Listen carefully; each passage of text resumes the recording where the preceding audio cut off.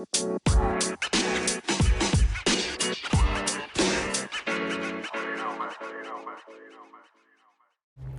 right. Theory and theology, what is up? What is up? I want to start talking about something that I almost don't even want to talk about. I don't want to talk about it. A lot of people who make content get either some sort of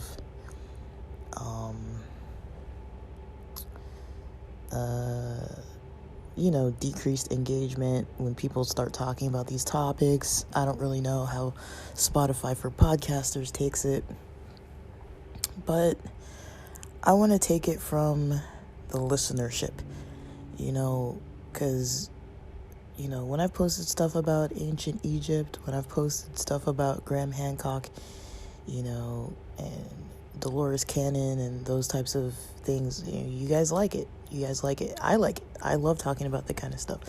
And you guys know my background by now. I mean, I've talked about it a lot, so I'm not going to talk about it too much right now. And I'm not going to leave you in some kind of weird cliffhanger. I'm going to get straight to the point in a little bit, but just hear me out. I'm not saying I do or don't believe this. I know what I've been taught. I've been taught in school. I know, that there are conspiracy theories out there. I know what we've all been taught in school. And I'm very new to this topic.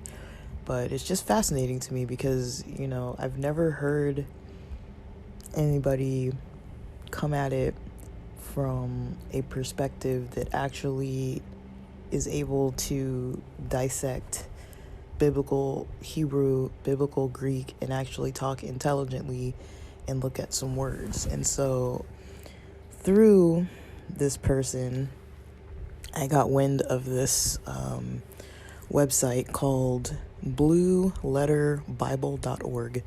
blueletterbible.org. Now, a lot of people know that a lot of times when I'm looking at the Old Testament, for me, one of the easiest sources to use is from the Chabad site. I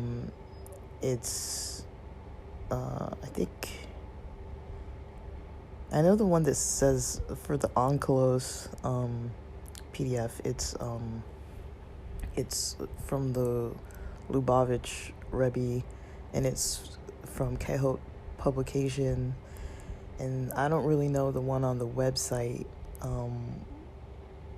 with the Rashi text, like what version that is, but either way, I like to see the Hebrew with the English. I've been back into studying Hebrew, so I was like, I need a bit of a project. And so we're going to talk about these theories of the earth, the flat earth theory and the heliocentric theory.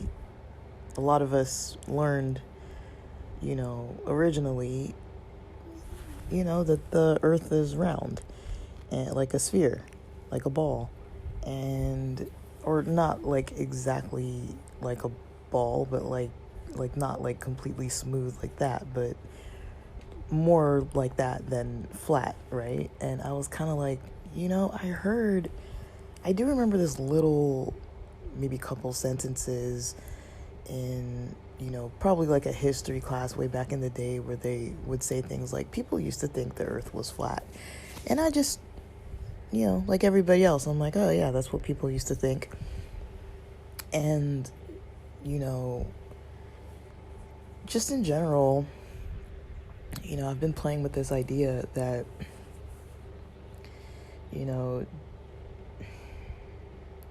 I think Graham Hancock turned me on to this idea, just like his content, that, there's this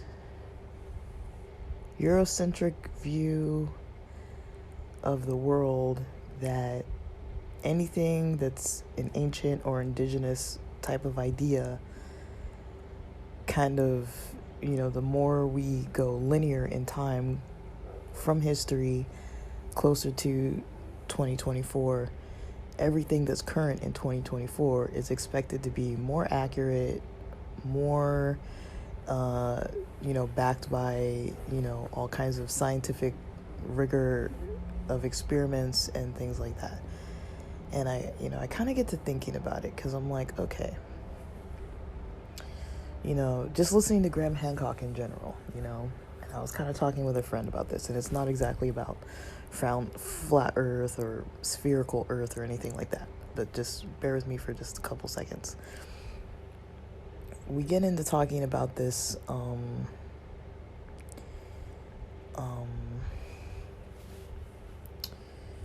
like kind of just, I don't know, I was just like spouting out ideas. I don't remember exactly how, like what part in the conversation this came up, but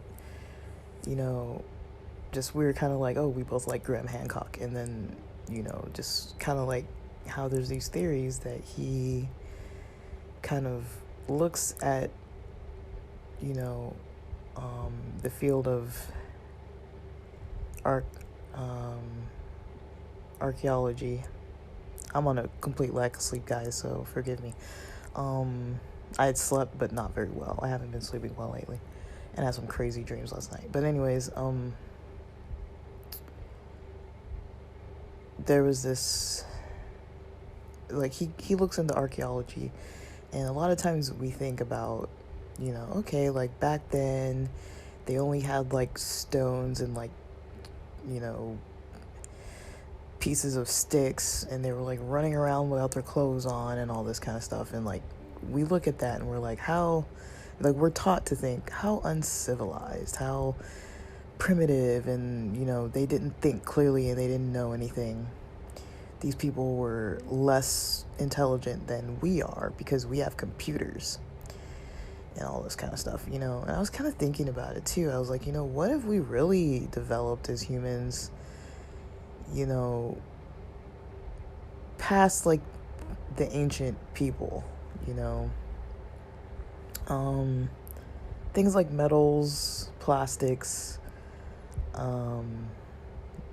glass isn't that new of a thing, but we could maybe argue that there are tribes that didn't really have glass, things like that,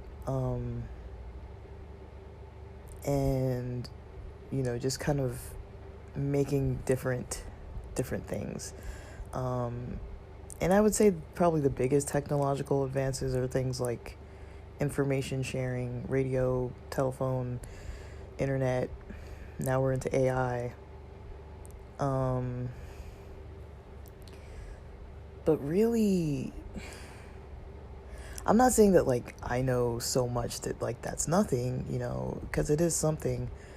But in the big scope of things, it's like, well, if you look back, like I think about my great-grandparents' age, and how, even my grandma, within her lifetime, she went from outhouses, to having internal plumbing. They went from, I think they had lights and stuff, TV back then. At a certain point, they got a TV, but in my great-grandparents' age, no TV. People didn't really have a lot of access to cars. Like, my grandmother passed away when she was 105 years old, and there was a point where I went through kind of thinking about, wow, when she was 1 year old, this was happening in history. And then when she passed away, it was sometime when I was in grad school. I don't remember the exact year, but she was 105, and I started thinking about, like, okay, what were things like 105 years ago? It's like, things were so different 105 years ago, from that point in time, and even from when my great-grandmother passed away up until now, 2024, other than AI and some extra tweaks on technology that we already have that exists, and things like what Tesla is coming out with, Elon Musk and all like that kind of stuff, some of the green technology and things like that, there's not really been too much movement of the needle on things. But anyways, I guess the point I'm trying to get across is, like, we're taught to think that, like, just because we have all these advancements, in things that are like physical things that we, you know more, that we're better. But then when you think about it, it's like, okay, like there were people back in these ancient times that are supposed to just have had like sticks and dirt and loincloths and rocks and things and running around in the forests or in the mountains or in the jungles or wherever they were in the desert, just running all around the place, like, and we're taught to think like that they knew nothing, but yet they've got architecture and astronomical or astrological and astronomical types of information that we still don't fully understand, right? Even with all of our computers and technology, we still can't figure out the mysteries of the Great Pyramids and, all these other like types of monuments and things. And a lot of them do tend to point to, something astronomy related, right? And so that's one thing that, like, just in general, that's kind of like my general kind of like understanding, is that just because something is advanced in time, just because it's closer to now, doesn't mean that it's better and more accurate. That's kind of my viewpoint on things. We're losing a sense of community. We're losing things that are important. I think to some extent a lot of the mental health related situations coming up are because we're lacking in so many things. Like, we have all these technologically advanced foods that are like killing us. You go to a Ralph's grocery store versus like a organic market. Go to a Ralph's grocery store, eat that chicken, the Ralph's brand or whatever, that select brand or whatever that chicken is, compared to like something from Sprouts or like a farmer's market of somebody who home grew and fed that chicken, or it was local, and you eat that chicken. It doesn't even taste the same. It tastes better. The homegrown ones taste better. They don't have these weird aftertastes. They're like a normal size. They're not like hormonally like manipulated. You eat tomatoes out of the store, like as like a Ralph's grocery store. I grew up eating homegrown tomatoes, homegrown greens and things like that. Kale. The first kale I ever ate was from our own garden, and I usually ate tomatoes out of our garden. And you could just pick them, depending how you are with cleanliness and things like that. You could dust them off or wash them off and just eat the thing. You give me a tomato from Ralph's and ask me to eat it with no salt or anything, it's like, those things have no flavor, zero flavor whatsoever. They don't even taste like anything. I've never had a tomato from Ralph's that tasted better than a tomato that we've grown in our yard. Kale, when I first came across kale, I was like, wow, it's thick, the way it feels, it was like really dark, and, I could take off like a piece of it, again, like either dust it off or wash it off with water or something, and just eat it straight out of the garden, and it was good. You could eat it. The first time I purchased kale in a bag, it was bitter. It didn't have the same texture. It was all thin and like weird. It's not even good. And we pay a fortune for that kind of food. And it's like, how is that more advanced than something that you just put seeds in the ground in your yard and you grow it yourself? And it tastes way better than the stuff you're getting at the store. Now, you have to know about like soil and all that kind of stuff. My parents know about that. I don't really know about that, but you have to know something. You can't just like, it's not going to be like 100% always better all the time. But anyways, let me get on with it. So, I'm not very well versed in what I'm talking about. I'm so new to this topic, like overnight, almost literally. So I'm kind of tying together what I do know and kind of just my own like background thinking, but just some things I've come across. So I gave you that link for that Bible text. And so let's go through some basic names. Because I was thinking, okay, I know that we were taught in school that people used to believe in the flat earth. So when did this idea of a not flat earth come up? Now, Copernicus was the name that I've heard of. And then there's this guy, Aristarchus of Samos, an ancient Greek astronomer. Now I'm just reading this off the internet. And a mathematician who presented the first known model that placed the sun at the center of the known universe, with the earth revolving around it. So Aristarchus of Samos, his high altitude observatory, let me see, what's his lifespan? I'm not gonna go too much into him, because I don't know enough to just start like talking about these people's histories.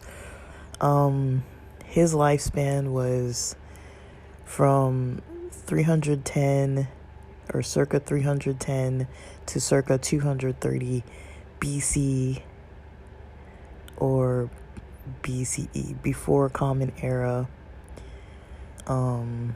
So for those people who do like the BC for before Christ or AD for after death, I mean, that's not really what it stands for, but that's kind of in general what people say to just get an understanding. So, we calculate our years based on pretty much the approximation of, Christ being on earth, either his birth or the death, give or take 30-ish years or so, and that's how we are in the year of 2024 AD or CE, depending if you do Common Era or people say after death. I think it's Anno Domini or something like that. That's what it actually stands for. And then so that was his timeline. So he was about 230, he died about 230 years before the time of Jesus, because we measure by the time of Jesus, just to keep things, we have to have some kind of standard of measuring. I know the Jewish calendar doesn't use that same time frame. They have a different calendar. They're in like 6,000 something years, over 6,700 something years. I don't remember the exact year. I should look that up too. But okay, that's Aristarchus of Samos. So he came up with this theory sometime in his lifespan, obviously. And then Copernicus, Nicholas Copernicus. I'm going just Wikipedia, so anybody else can look it up.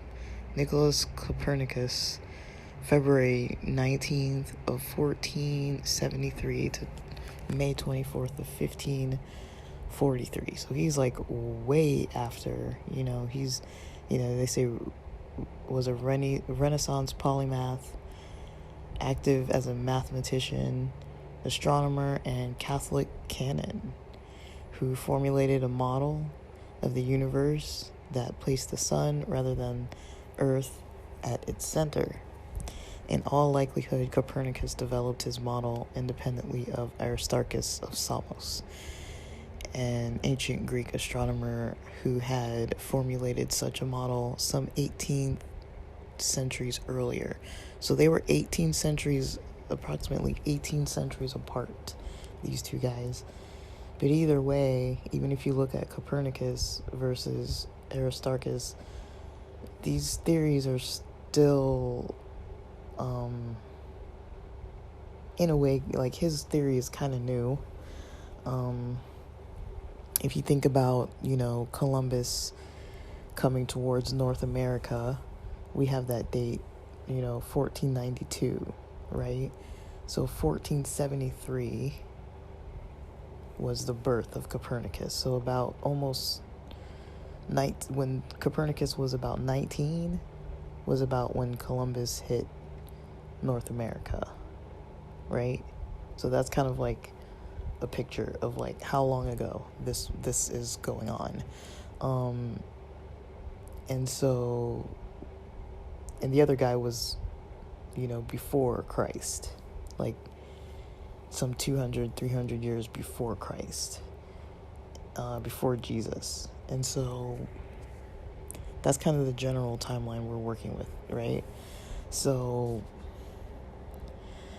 and these are things I didn't know. I'm saying it because I'm like literally looking this up as I'm talking. Like while I was listening to people talking, I was getting I was kind of typing out in my phone, like just looking up just the website, so I would have the websites open, but I don't really know, more than what I'm saying right now. I listened to this half of a debate. It was like a religious debate, very Christian Bible Belt-ish debate. Now, I am for the most part, raised in Los Angeles, California. The culture here is so different. It's not Bible Belty at all. It's, people would call it maybe more woo-woo, more hippie-ish, very like artistic culture, and the center of entertainment. It's almost opposite of the Bible Belt. Like, people out here I wouldn't say there's not like a God-fearing environment, because that's not true at all. I think it comes out in a different way. Like, people here are very just like free-flowing about things. There's so much diversity that you kind of just learn to be like, there's all these ideas and all these people, and we just kind of learn to, keep our minds, flexible and hear people out. I feel like that's really common out here. Versus I feel like Bible Belt is like, the Bible is the only Christian way to like live and do life. There's no such thing outside of that, and there's very strongly this evangelical culture, and out here you don't really have that. People are kind of just like, do what works for you. I wouldn't say that people are against the Bible out here. I know that's kind of a perspective, but people aren't against it. Most people I know respect. It's more like, if you're gonna be talking prejudice against other people, that's really not okay out here. Versus I feel like in other places you're allowed to just say whatever you want. But here it's like, you can't just be like bashing people. Like, it's not okay. Like, it's gonna be hard to get in a pretty solid social circle with people if you are just a complete hater and you don't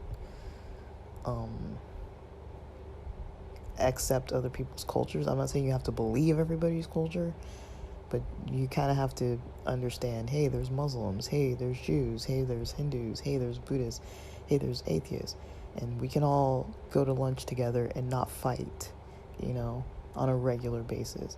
And you do get into some really deep conversations with people about their family lives and things like that. If you can be authentic, you can make really good close friendships and relationships in cities like LA.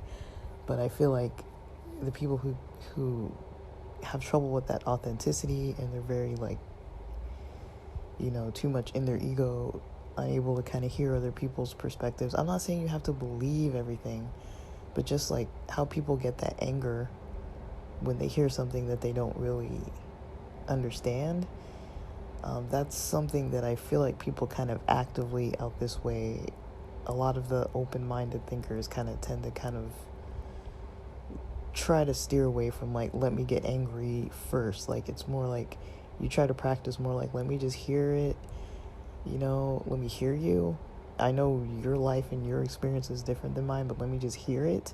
I'm willing to sit and listen. And if I have some kind of judgmental, offensive opinion towards what you said, I will keep it to myself. There's no reason to be like losing relationships and fighting over stuff.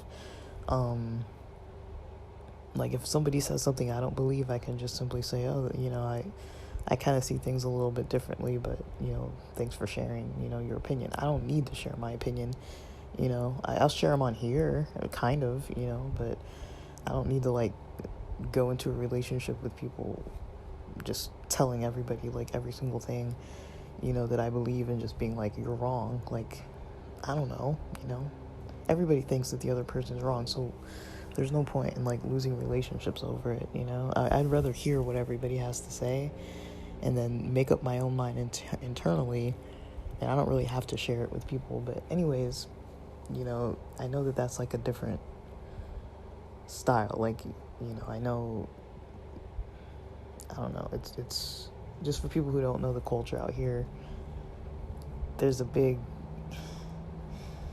because I'm not saying 100% of the people are like this, it's just when you live in such a diverse region, you kind of have to be, unless you're just going to hang out with people that all believe like you kind of have to be, like, flexible. Otherwise, you're just going to hate everyone, and that's not going to be good. It's not good for business. It's not good for socializing. It's not good for, networking. It's not good for anything.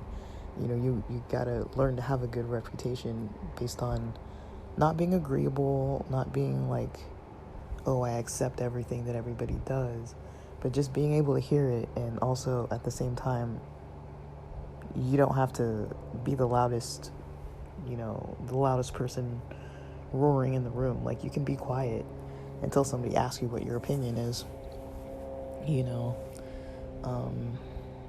but anyways, so, okay, where do we want to go with this? So when it comes to these two guys, they're kind of the big names. Now, I'm pretty sure there are many other people who have theories, but these are kind of the big names that I came across first. So these guys are very spread far apart in their beliefs, and it seems to me that before this, there was a pretty common belief that that the earth had, a flat aspect to it. And for Copernicus to have been part of the Catholic canon, right? Now, when you think of it, it's like, Rome and Catholicism has had a huge role in shaping Christianity as we know it. I mean, I've talked about it on here a lot, but when you think about it, pre-Jesus, before Jesus, there was Judaism. When Jesus was on earth, there was still Judaism. People started calling it the Way. The name got given to people who follow the Way, Christians, which was considered more of a derogatory term. And the name just kind of stuck, and,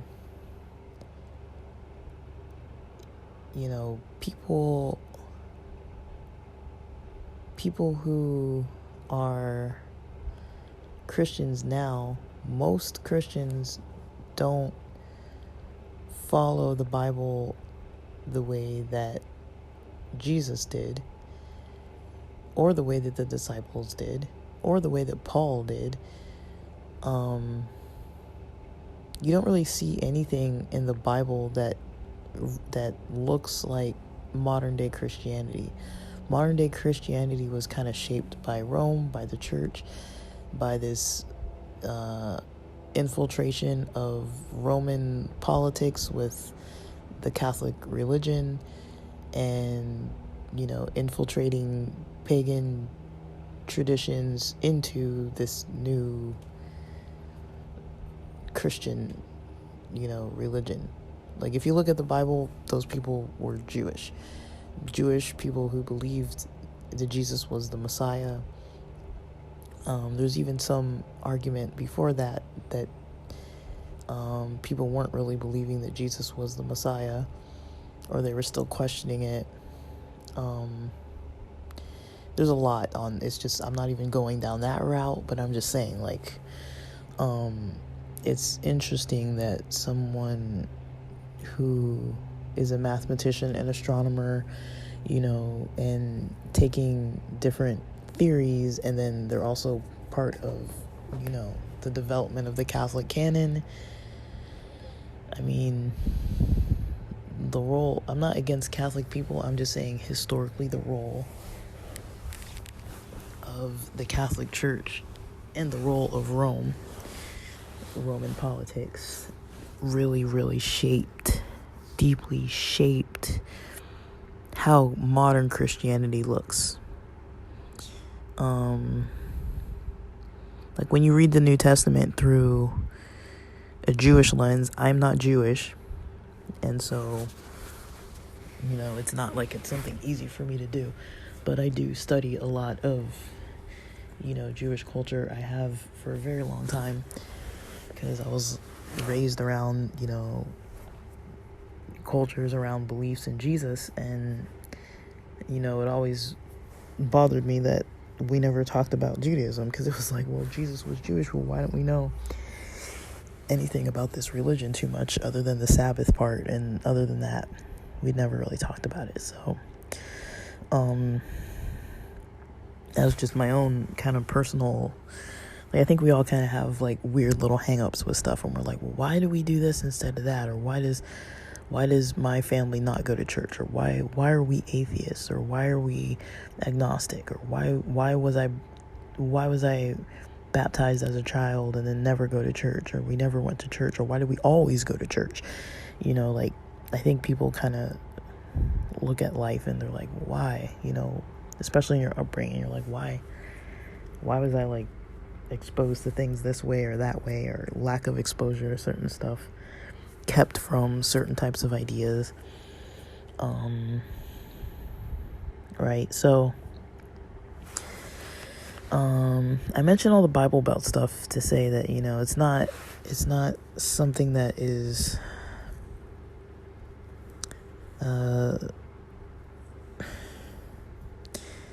it's not a comfort level for me, and it's also not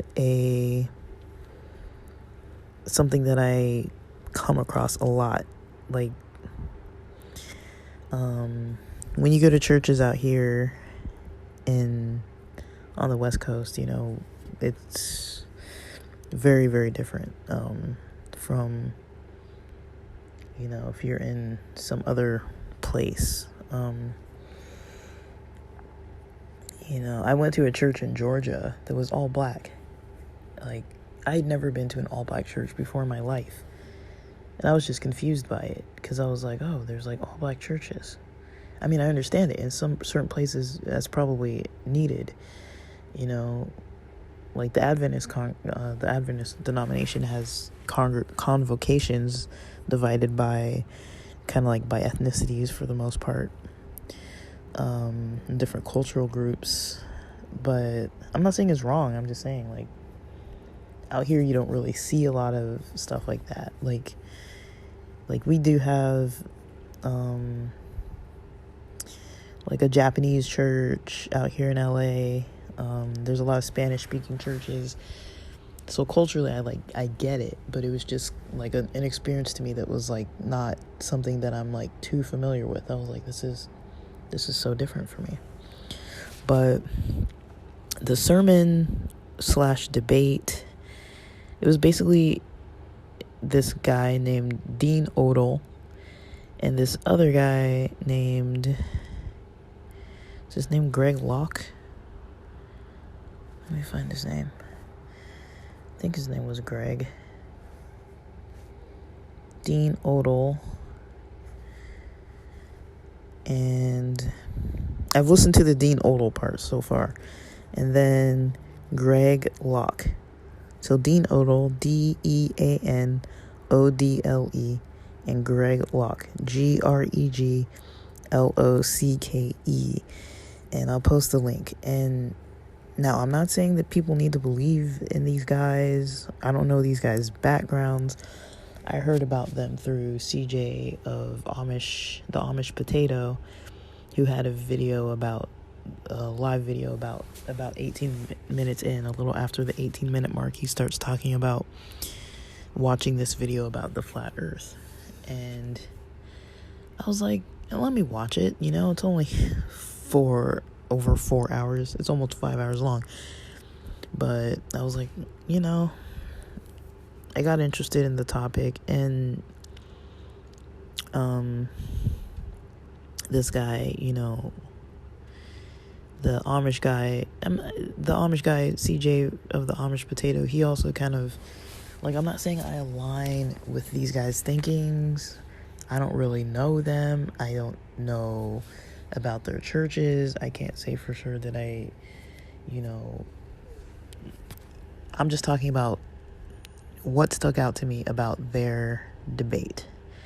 So initially in the debate, about 49 minutes or so, or 59 minutes, almost a whole hour, Dean Odell is the guy who believes in the flat earth theory, and Greg Locke believes that the earth is a sphere. And they're both pastors, and so there's kind of a level playing ground there. Dean Odell wrote this book called Like Clay Under the Seal. Like Clay Under the Seal. I see it's on Amazon for $30. And these guys at the beginning start debating. They start this argument. And what I do, I kind of zoom out, not physically on the video, but I zoom out like my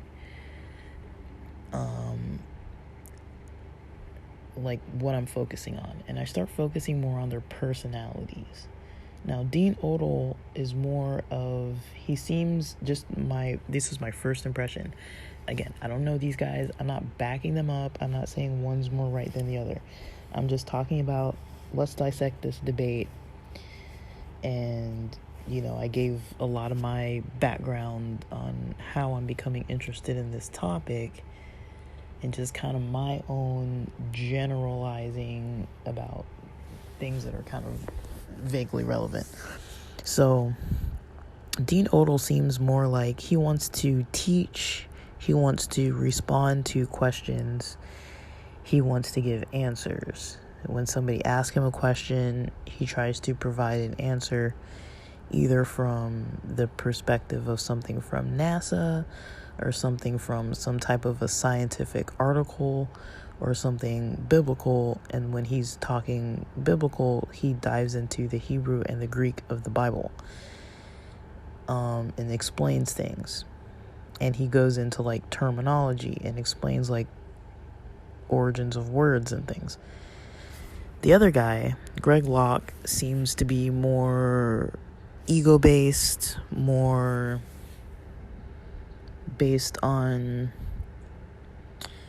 using, like, I'm trying not to sound so negative, but you can kind of just tell with his personality that he tries to intimidate, and he uses different types of intimidation techniques to try to get his points across. He tries to use like his passionate speaking style. He tries to use his assertiveness.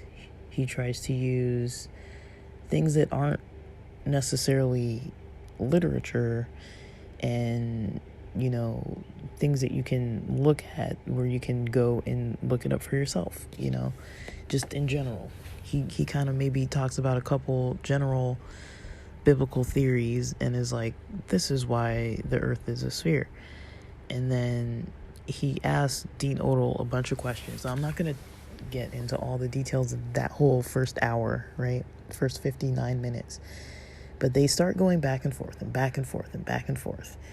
And you can, like, just, for me, it was interesting because at first I was like, I don't want to watch this. Like, to me, it was already a turnoff. I hear a guy who's a previous Amish guy say, oh, there's this flat earth theory that I believe more now. And then he starts talking about things like, women shouldn't preach in church and all these kind of things. And I'm just like, here goes another one of these guys. Like, they were talking about that. I can't remember the name of the singer who made that kind of song about the economy. It was kind of like the Appalachian style music singer who made that song about the economy and like the state of things. And, I think CJ had a point. He was kind of like, people aren't, I don't like saying this out loud, but I do kind of agree with this. People aren't as stuck as they may feel like they are. It's not easy to go to work and go to school and get another job, but it's possible to do it. It's not easy to go get training or, make a little bit less and cancel all your subscriptions and downgrade your life for a couple years while you study and hunker down. It wasn't easy for me to leave my friends and my whole life to uproot and come live at home with my freaking parents, when I'm like 40 years old. Like, it doesn't look good. Like, people don't want to do stuff like that. But it's like, when you want to make a change, the economy is against us. Yes, the government is not really helping. The economy sucks.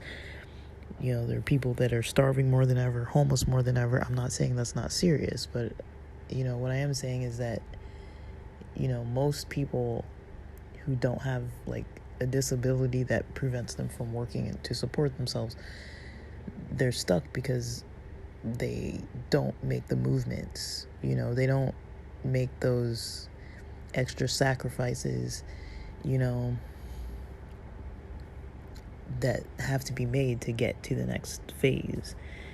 Now, I can't tell people what to do, but I do strongly believe that everyone has the power in themselves to move into something that they want to move into. But you have to do it. You have to do the actions. I mean, someone like me, I am not the most intelligent person. I'm a nerd and I like to geek out on stuff and I like to learn. That works in my favor. Because when I'm really into something, I can learn a lot about it and I can absorb it relatively well. But when I'm not into something and I don't understand it, and it's just like I literally can read the same thing over and over and over and be like, this does not make any sense to me. I've had classes like that where I'm just like literally winging it. I'm like, let me just learn some terminology and throw it around like I know what I'm talking about, because I just could not absorb that information. Like, my reading comprehension isn't always that good, especially for stuff that doesn't interest me. And it's not a cop-out, it's just honestly how my brain works. Like, it just doesn't sink in sometimes. And if there's more fatigue, if there's more stress, if I have more going on like that, it gets worse and worse and worse. So I'm not the smartest person, and I'm willing to take that dive again. I tried first with the PhD program, couldn't really balance out my life to kind of keep things kind of mentally and physically stable enough for me to like finish it right. My physical and mental health definitely got in the way. Then I ended up working in a job that I learned to like, and then I learned to hate. Just because it got to a point where the pay rate wasn't increasing, and life was getting more and more expensive, and I couldn't afford to live the life I wanted. And I saw everybody around me, getting doctorates and getting, their masters. And like, I already had a master's, but they were getting their, licenses and being able to like afford these cars and apartments and all this kind of stuff in expensive San Diego. And I'm just sitting there like, man, I'm living with these roommates. I got this 21-year-old car. It was like a 20-year-old car, a 19-year-old car at that point. But I was like, I gotta get out of it. And I'm a year later into this journey where I'm so close to where I want to be. But I had to take that risk, of missing a few birthday parties, not being able to go to a few raves, not being able to go to San Diego when I want to, not being able to do all the stuff I want, driving these old cars, doing delivery so I can study more, missing out on things for a year.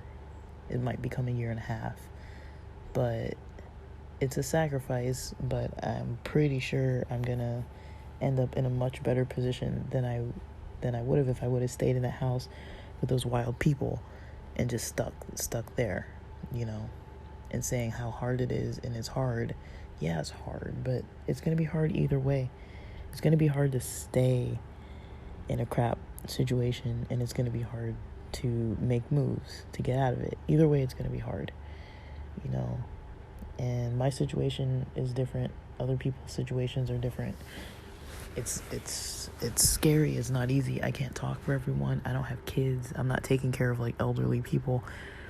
Everyone's situation is different, but I do strongly believe that people can move out of things. It just takes a lot. You know, it took me a lot of depression and anxiety and, you know, other stuff to like 3-4 months out of the first year when I moved to kind of just like I guess in a way like grieve the loss of, you know, what I was leaving behind, just to try to like make something different work. It's not easy, you know. So when CJ is talking about this song that went viral, and like, you know, I can understand that. I'm like, you know, I understand, like, yeah, the reality of it is, yes, it sucks, yes, it's hard, but also, what are you gonna do about it, you know? And it's hard, you know, when things are hard, it's actually harder to get out of things, but there's so much opportunity out there, you know. And, you know, I see a lot of my friends are, you know, going to grad school now and like doing things differently, going back to college and, you know, getting all types of different job trainings.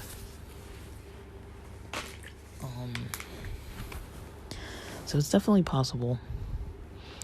But yeah, so this Amish potato CJ guy, my beliefs don't fully align with his. I don't really care that they don't.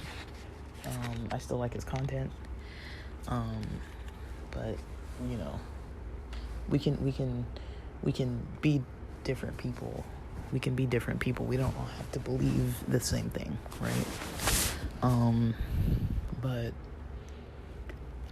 after hearing these two guys debate, Greg Locke and Dean Odell at the beginning, them going back and forth, I kind of got a vibe for both of their personalities and both of their methods of kind of coming at an approach. And so, you know, Dean Odell kind of comes at things from a more, it's almost like he's giving a lecture. Greg Locke comes at things from more of a passionate preaching, you know, perspective. So I'm going to start going through little by little some of the stuff that Dean Odell says.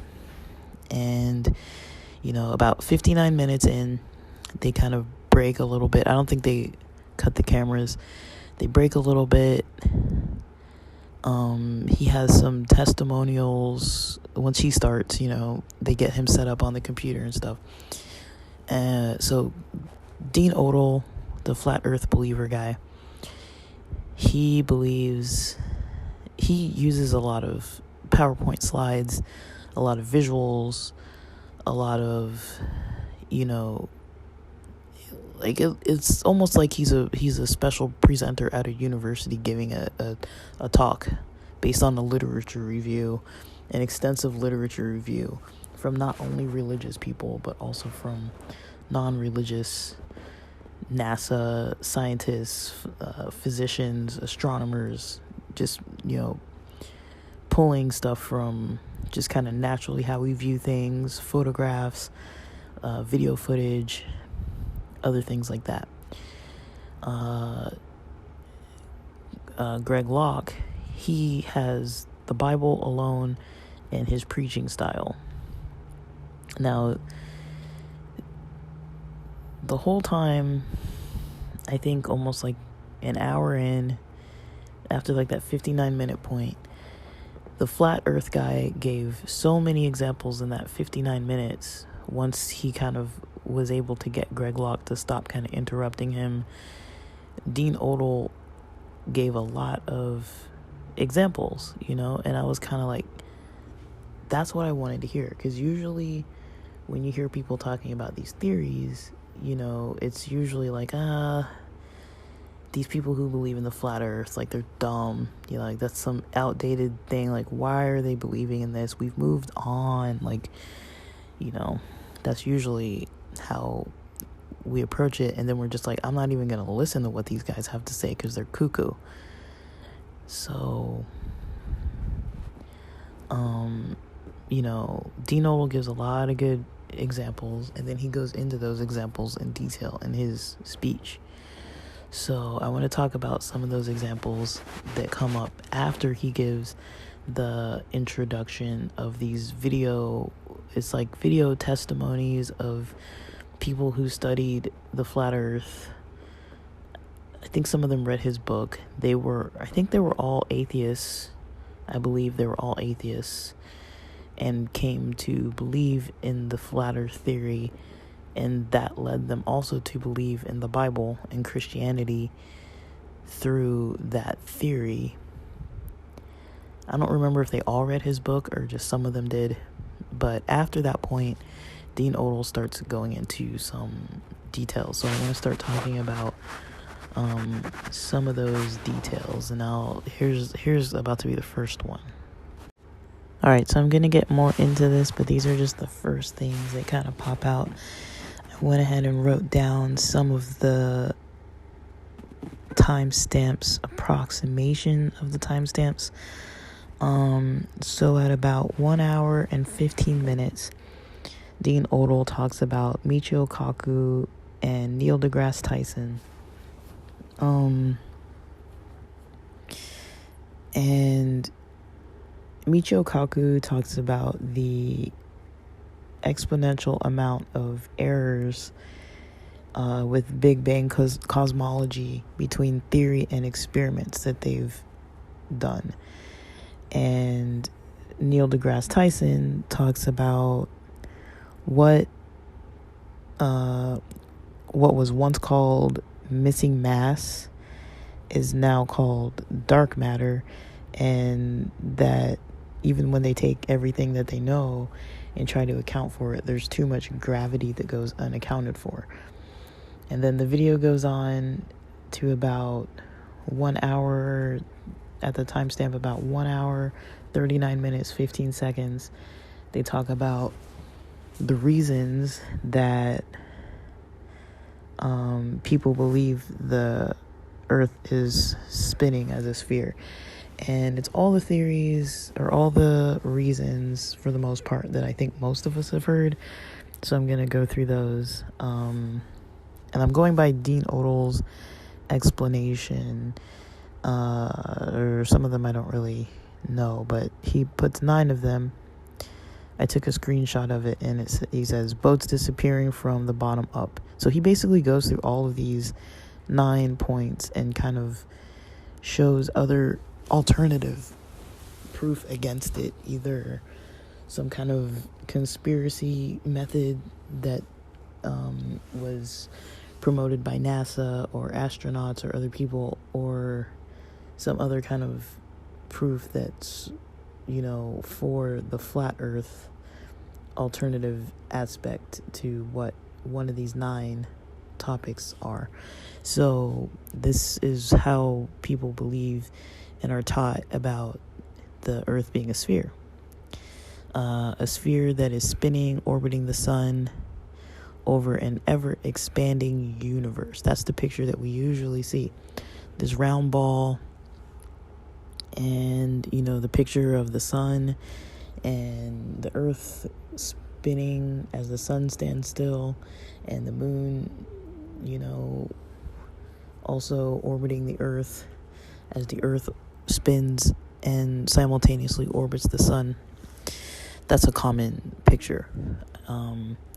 We don't see that many alternative explanations of what's happening, with the earth. You just don't hear anything about that. So I'll go through 1 through 9. So it says, number 1, boats disappearing from bottom up. That's like when you're looking at boats. Like, I live near the ocean. I've seen plenty of boats that, you see them and they disappear, right? After a distance. Number 2, pictures, they put in quotes, pictures from space. Usually when you see pictures that people state were taken from space, show that the earth is a round ball. 3, fisheye lens photography.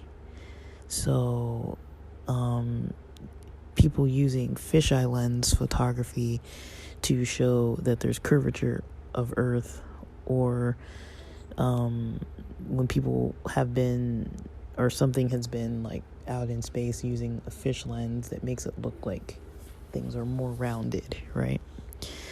4, the alleged shadow of Earth on Moon's surface during a lunar eclipse. Now that's an interesting one, and I don't really know off the top of my head. I don't remember if he talked about that or what the alternative explanation for that would be. And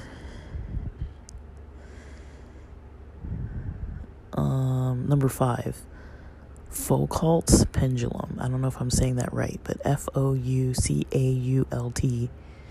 Foucault's pendulum. Now, I don't know what that is, and the next one I also don't know. Number 6, Eratosthenes. So Eratosthenes. Circumnavigation is number 7. So when you walk around from one point to, the next, or when you, like, say, for example, fly, you eventually go all the way around a circle that's like a globe, a spherical shape. Number 9, satellites and GPS. So that is used as proving the spherical Earth. And number 9, grandiose scientific speculations. So I think most of us were taught in these methods. And there are more Bible-based Hebrew and Greek terminology that I think that's the most interesting part to me. But it comes up later. So I'm going to try to keep these about under an hour so that it's not like, I don't want to make my episodes almost over 4 hours like theirs, but I'm going to try to go into it more and more. So I'm going to post this episode, and then I'm going to post a second one back to back with it, so that you have the whole the first two kind of have more information in them, and then we can slowly go through some of the other stuff. And so a little after that, he talks about a boat on water, like a photo of a boat on water. So when you're zooming,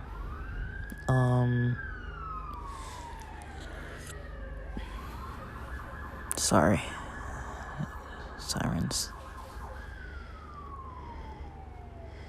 So when you're zooming in using a camera or a lens versus something disappearing over a curved horizon, and this also, they look at a flat football field video. So let me explain this. His explanation for when a boat is on water and you see it disappear, he says, okay, people who believe that the Earth is a sphere say that as the boat goes from where I'm standing towards the horizon is far away, and because the Earth is curving from where I'm at, technically what happens is the Earth curves slightly from where I'm standing at the shore. It's going to curve up a little bit, and then to the point of where the horizon is, that's the point where you see the curvature along the horizon, left to right, and you see the curvature that also would go like downward. Like, for example, if you have a ball and you're just holding the ball up to a wall and you're only looking at the top of the ball, and you trace your finger from a side, from an area that's close to you, you trace your finger upward towards the top of the ball, that would be similar to the horizon. The top of the ball would be the horizon. And then as you trace your finger past the top of the ball to the other side of the ball, past the top, your finger would disappear over the ball, right? If it's not a clear ball and you're just holding it up to the wall and you're just tracing your finger around it, right? There's a point where you can see it when it's on your side, and then there's a point where your finger disappears back behind that ball. And that's supposed to represent that, boats do that. And so usually what we're taught with the spherical Earth theory is that the reason why the boat disappears is because it disappeared over that other side of the ball. You're no longer on the side of the ball that you can see. It's now past the top of the ball and it's off to the other area of the ball, behind where your eye can visibly look, because you can't look through it. And so he says, no, that's wrong. The Earth is flat, and the reason why is you can tell that when the boat is on the water, once it looks like it disappears, if you take your camera or a lens or a telescope or whatever it is and you zoom in on the point where you think the boat should be, where it disappeared over the horizon, why can you still see the boat when you zoom in? And then people say, well, you can't just keep zooming in. And it's like, there's no infinite zoom on a lens. Every lens has its limit. And so just because you can't keep zooming and zooming and zooming doesn't mean that the boats are disappearing over a ball. It means, or over a spherical shape. It means that you just can't zoom in close enough to see it anymore. But the reason why it's disappearing is because it's out of view. It's out of your distance. Out of the distance you can view it. It's out of your vision. So our vision isn't very clear to be able to see that far, however many miles away. And then if you were to use a camera on your phone, even when it seems like it disappeared over the horizon, if you were to zoom in on that, you'd be able to still see it. Technically, you should be able to still see it. Now, I've never tried that before, but I have an ocean right near me, and that would be a very good experiment to try and see. If when something seems like it disappeared over the horizon, if I could zoom in on it, then that means it's still there. It hasn't disappeared over the horizon. It's just, it looked like it did. And then next to that, they have this guy on a flat football field video clip, and you see him walking in the distance, and he eventually, he looks like he's getting smaller. His legs disappear, his feet disappear, his legs disappear, and you can see the top of his torso, and then he kind of bends down a little bit, stands back up, and then he walks back towards the camera. And they say, people use that as another theory of the Earth being sphere, that the feet disappear first. You see someone disappear from the bottom up, because it's, again, if something's on a curve, you're gonna see that disappearing. But it's the same thing when you zoom in, you see the whole body of the person. So it's like, it's not like he's going over the curve of a top of a ball or over the curve of a top of a sphere, but instead, because it's small and distant, you can't see it. And those are two different conversations, but that's kind of where, okay, I'm over an hour, but that's kind of where these things kind of start, and I'll go more into it little by little of the things he's explaining. I'm not going to go into every single detail because I want you guys to be able to watch the video and not have to just listen to me talk about it. But yeah, there's a lot of other stuff that I want to bring up that I thought that really captured my attention. But I hope this is of interest to you. Please don't unsubscribe. Just I don't know, I just thought maybe you guys would like this content. Let's shake it up a little bit. And I'm not going to say what I do or don't believe. I'm just going to put it out there. I like this kind of stuff. I can listen to this all day. So yeah, but I'm a little rambly. Let me just cut this here.